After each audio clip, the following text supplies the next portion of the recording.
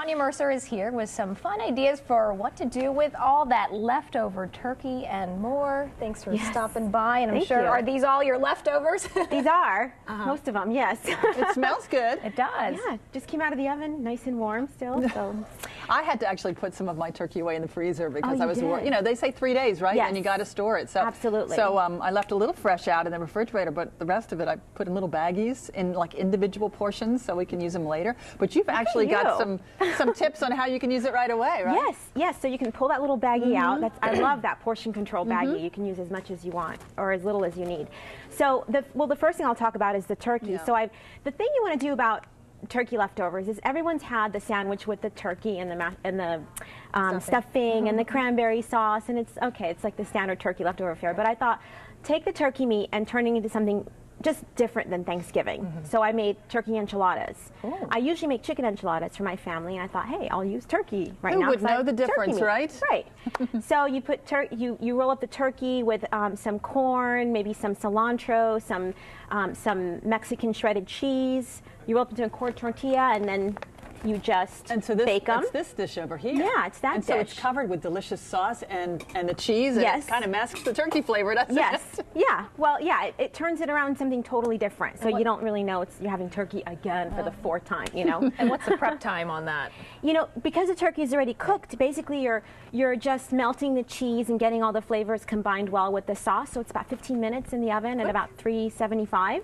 Yeah. Nice, really quick dinner. And you say, look, family, here's a fresh dinner tonight. Exactly. They don't know the difference. They don't know the difference, exactly. I guess it's better than a turkey pot pie or a turkey sandwich or whatever else you could possibly think to do with the leftovers. Yeah. That's a great idea. Yeah, it's a little twist. Yeah. All right, what about some of the other side dishes that we all have left over after Thanksgiving? Okay, so there right in front of you is the mashed potato. We all know we have tons of mashed potatoes left over. So I've taken, help yourself. Very cute. So I've taken the mashed potatoes, added some egg yolks to them, separated the egg whites, whipped up the egg whites, and folded them into the mixture to make a souffle. So now you have a mashed potato souffle. And there's also a little bit of Parmesan cheese there. You can adorn it with other things that you might have lying around, like the crispy onions, perhaps.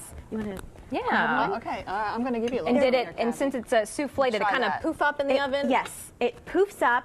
But just know you're not a bad cook if your souffle flops. They all flop. They're supposed to flop. Very good. So it's okay, because I've known some people take it out, and then it's this beautiful poofy thing, and all of a sudden it's like, it's flopping. But it's supposed to flop, so it's okay. Yum, and it's so warm.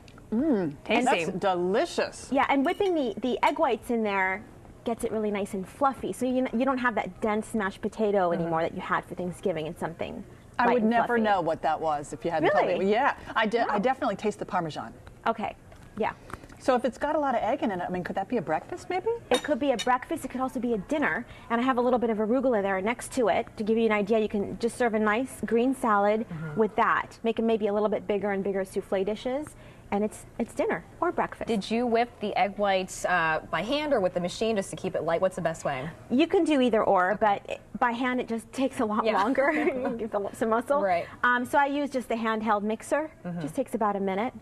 And just a little tip there. So when you whip them up, you want to fold them into thirds. So take a third of the egg whites and fold them in, and then the other third, and then the last third. Otherwise, if you do them all at once, it might not be fluffy enough, because that's what lifts it up to make it a souffle. Tell us about this delicious-looking yellow-orange kind of puree thing. Oh, it's a smoothie. It's a smoothie. So it's a pumpkin smoothie. You know, I think a lot of people buy these cute little pumpkins because they've been all over the stores this Thanksgiving, or Halloween, Thanksgiving time. And so you take this pumpkin, you poke holes in it with a knife, you put it in the oven at 400 degrees for about 45 minutes, and then you just let it hang out. After it cools, you literally peel the skin off. It's that simple. And then you take that beautiful, really sweet pumpkin flesh. No need to use canned stuff here, because it's just so easy to do it this way. And then you add a banana, some almond milk, a little bit of pumpkin pie spice, and I also used here some vanilla bean paste, if you want to look at that. It has the little vanilla bean specks in it, and you can make a little swirl on top. And where do you buy this from? That one I got from Williams-Sonoma. Okay. So any like specialty doesn't that store? sound good? It tastes a little bit. It's very sweet. You know, it's a lot like the vanilla extract, but it's thick. Yes. It's thick like honey. It's thick like honey, and you see little specks of vanilla bean that in looks there. fabulous. You want to give these a try? It's super healthy and smooth and sweet. It's sweetened by the agave. You can also add honey or maple syrup. Oh, what is the brown little swirl in the middle? Is that the vanilla? That's the vanilla bean paste. I love smoothies. This is excellent. I love it.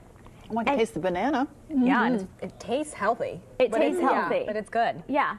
Fabulous. So what's the nutritional value of this? So that has so much good stuff in it. First of all, the pumpkin is very rich in vitamin A. Vitamin A is a carotenoid that is really good for your skin. It's good for your eyes. It keeps your skin glowing. The same as orange carrots. Of course, carrots are very rich in that.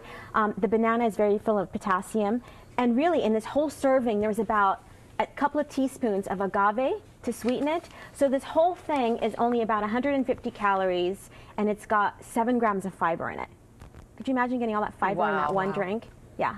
It sounds like really what we need to do before we hit the treadmill, or right after we hit the treadmill, right? Yes. After Thanksgiving. Tastes good and it's good for you. Yes.